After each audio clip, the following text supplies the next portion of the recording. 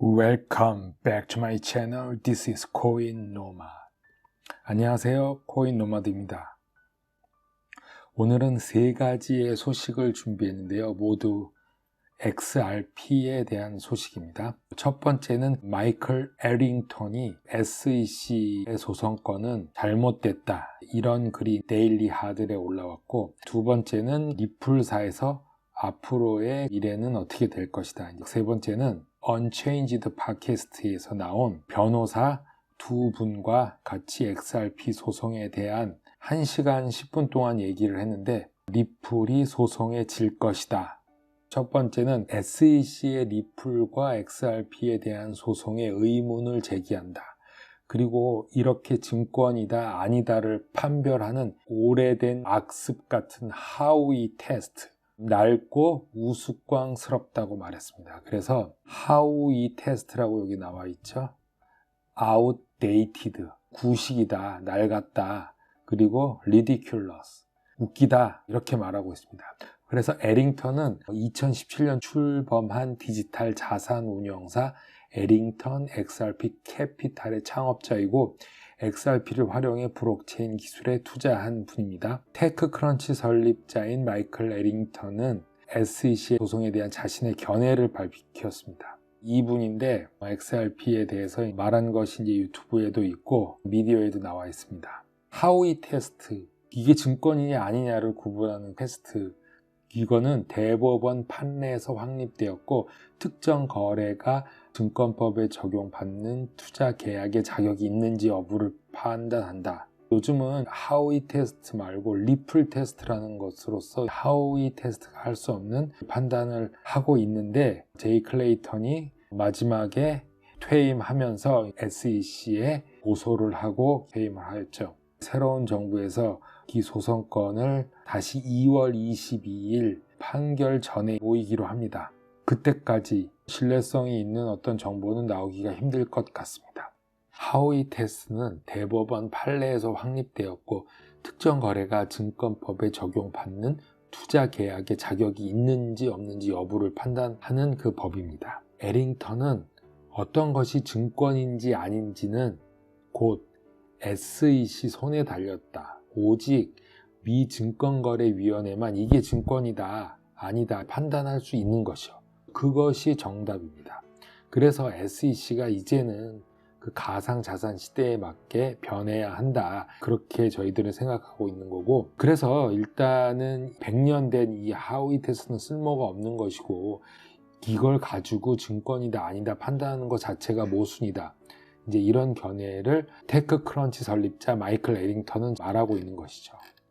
에링턴은 이번 소송이 암호화폐 기업들이 미국에서 합법적으로 영입할 수 있는 방법에 대한 명확성을 줘야 한다, 더 이상 늦기 전에. 제가 어저께도 중국이 하고 있는 네트워크에 대해서도 말한 것이고, 이미 CBDC와 브릿지 자산과 같은 코인을 한 12개 정도 발표했고 30개까지 늘려서 브릿지 자산으로서 기존에 있는 코인을 선택해서 쓰겠다, 4월 달부터 시행하려고 합니다. 그런데 지금 미국은 이 SEC에 의한 하우이법에서 헤어나오질 못하고 있습니다. 빨리 미국이 어떤 디지털 가상 시대에 적합하게 변하려면은 명확한 레귤레이션을 빨리 주고 리플에 대한 소송권도 매듭 지어야지 빠르고 건강한 크립토 마켓이 정착된다, 이런 걸 바라고 있는 거죠.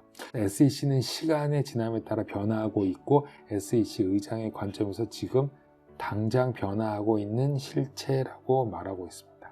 다음은 2021년 리플 엑스큐티브 경영진이 암호화폐가 어떤 식으로 다가올 것인가를 예측하고 있습니다. 리플의 고위 경영진은 몇 년간의 암호 예측 자료를 공개하는데요. 여기서 암호 규제, 분산 금융 디파이, 중앙은행 디지털 통화, CBDC의 향후 전망, 그리고 확장성 및 지속 가능성 문제에 대해서 예측하고 있습니다. 세 가지인데요. 크립토 커런시를 말하는 거죠. 암호화폐, 코인, 디파이, 그리고 CBDC와 스테이블 코인, 이런 거를 보고 있는데, 리플의 법률 고무인 스튜 알데로시는 미국의 암호화가 성장하려면 이 분야가 계속 성숙해짐에 따라 우호적인 암호 규제가 필요하다고 했습니다. 그래서 이제 레귤레이션이 빨리 정착돼야 된다, 이제 그런 말인데, 조 바이든 대통령 행정부가 이제 어떻게 암호화 규제 우선순위를 정할 것인지 이런 걸 예측했는데요. 빨리 하나씩 풀어줘야 되겠죠. 그래서 리플 XRP를 등록되지 않은 증권법으로 불법 판매했다는 이 소송, 2월 22일 날 재판 전 심리가 열릴 것으로 예정이 되어 있습니다. 그리고 CBDC 운명에 대해서 저번에 PDF 파일로 한번 릴리즈했는데, 앞으로 CBDC가 어떻게 될 것이냐, 디지털 통화에 고정되는 추세가 계속 진행될 것이고, 2021년은 각 기업이 보다 명확한 활용 사례를 통해서 금융 및 결제 분야에서 입지를 굳히면서 암호화폐, 크립토커런시 코인, 스테이블 코인, CBDC 이렇게 크게 세 가지로서 발전이 될 것이다. 저의 생각도 CBDC가 정착하게 되면은 많은 코인들이 사라질 수도 있다. USDC 스테이블 코인이 다음 달에 출시 예정이고, 많은 스테이블 코인들이 지금 나오고 있습니다. 코인들 중에 살아남는 스테이블 코인이 스테이블 코인으로서 큰 역할을 할 것으로 보이고, CBDC는 약 70% 이상의 나라에서 CBDC를 만들 법 제정이 필요하다고 합니다. CBDC를 만들지 못하는 그런 나라, 예를 들어서 베네수엘라 같은 나라는 피자헛 그런 프랜차이저에서 비트코인을 받는다고 합니다. 나라의 정체성, CBDC와 법 개정을 못하는 나라는 곧 이렇게 스테이블 코인이나 크립토 커런시 중에 대표적인 코인들을 사용하게 될 수도 있다, 그렇게 생각되어집니다. 리플사 제너럴 매니지 SEC 버라는 전통적인 금융기관들이 누리고 있는 현 상태가 크게 위험에 직면할 것이라고 예측하고, 올해 2021년은 핀테크나 암호화폐 회사가 전통적인 금융기관을 인수하는 것까지 볼 수 있다, 이렇게 말하고 있습니다. 제가 며칠 전에 말씀드렸던 JP모건에서도 지금 주주들과 업체한테 이메일을 보내서 앞으로 핀테크 업체들이 은행이 하는 업무를 하기 때문에 크나큰 전쟁과 같은 일이 벌어질 것이다, 이런 기사를 제가 다룬 적이 있습니다. 데이비드 슈왈츠는 작업 증명 기술에서 벗어날 수 있을 것이다. CTT이기 때문에 이제 기술적인 문제를 얘기한 거죠. Proof of the Work Technology.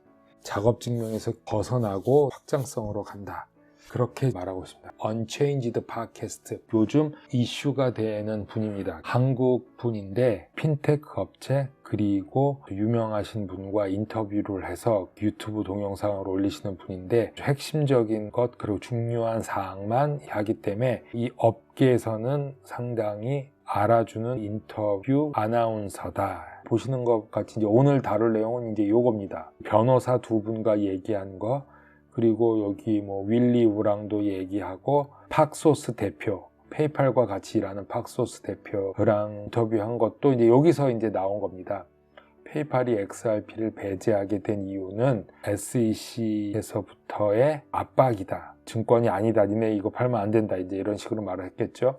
그리고 여기 브라이언 브룩스 OCC와 인터뷰한 것도 있고, 오늘 다룬 내용은 1시간 정도 되는 분량인데 이거를 다 할 수는 없고, 이 중에 짤막하게 이분들의 핵심 내용만 하겠습니다. 이번 팟캐스트는 라우라 신 저널리스트이자 언체인드 호스트와 스테판 팔리 파트너 앳 팔더슨 킬이라는 회사의 파트너로 계신 분, 그 다음에 가브리엘 사프로, 이분은 BSV 로우에서 파트너로 계신 분인데 1시간 10분 정도 세 분이 토론을 한 거를 팟캐스트에 올라와 있습니다. 불이 어떻게 해서 고소를 당했는지 처음부터 끝까지 설명을 해주셨는데, 주된 거는 미 증권거래위원회 SEC가 리플과 경영진, 즉 브래드 갈링하우스와 크리스 라센을 상대로 소송을 제기했는데, 예를 들어서 킥이나 텔레그램과의 다른 점은 킥, 텔레그램 모두 임원진을 고소하지 않았습니다. 그런데 리플의 임원진을 고소했다. 그래서 사건이 광범하게 논의되고 있다 얘기를 했고요. 브래드 갈링하우스와 크리스 라센이 불법 증권에 대해서 소송에 직면해 있다. 그러나 사기로 고발된 거는 피했다고 말했습니다. 중요한 거는 이 얘기 저 얘기 이제 계속 했는데, 오른쪽에 계신 분 BSV 로우의 파트너 이제 가브리엘은 SEC가 리플이 SEC의 보고회사 또는 교환 법률 리포터가 될 경우 XRP를 방어할 수 있다. 즉 XRP 증권 유무의 논란에서 벗어날 수 있다고 했습니다. 그런데 여기서 말하는 보고회사나 교환 법률 리포터가 뭐냐? 리포팅 컴퍼니라고 표현했습니다. 그리고 Exchange Act 리포터라고 말했습니다. 즉 이게 무엇을 말하냐? 기업이나 아니면은 SEC를 보고회사, 즉 그레이스케일 같은 투자 신탁, 자산회사로 변환한다면은 XRP의 증권 유무 논란에서 벗어날 수 있다라고 말했습니다. 자, 이게 어떻게 가능한지는 제가 잘 모르겠습니다. 법적으로 이렇게 될 수가 있는지. 그렇게만 된다면은 XRP 증권 유무에서 벗어날 수 있고, 그러면 어떻게 되냐? 디지털 자산 XRP의 효용성은 사라지지만 XRP 가격을 유지할 수 있는 방법은 지킬 수 있다, 이렇게 말했습니다. 법적으로 어려운 말인데 가능한지 모르겠습니다. 그리고 나서 무엇을 말했냐? 소송에 져서 완전히 파괴되는 것보다는 전투할 기회를 얻는 것이 더 좋지 않냐, 이렇게 하고 끝냈습니다. 왜 이렇게 복잡하게 만들어서 소송을 가는지, 즉 정부가 바뀌었어도 새로운 해결책으로 가는 것이 더 빨라지지 않고 똑같은 것 아닌가, 이런 생각도 들었습니다. 일단 2월 22일까지 가는 것을 일단 기다려야 하는데, 리플의 CEO 브래드 갈링하우스는 21명의 변호사를 선임해서 준비 중이라고 말했는데, 같이 싸워서 승리할 거라고 했는데 SEC는 지금까지 진 적이 없다고 합니다. 그래서 과연 이게 어떻게 될지 걱정이 되는 면이 있는데, 결론적으로 봐서는 브래드 갈링하우스가 크리스 라센이 개인적으로 벌금을 내고, 그 다음에 리플사도 벌금을 내고, 테슬라의 일론 머스크처럼 회사에서 사회이사로 물러나는 선에서 해결책이 되어지지 않을까, 개인적인 생각입니다. 코인 노마드 여기까지 하겠습니다. 감사합니다.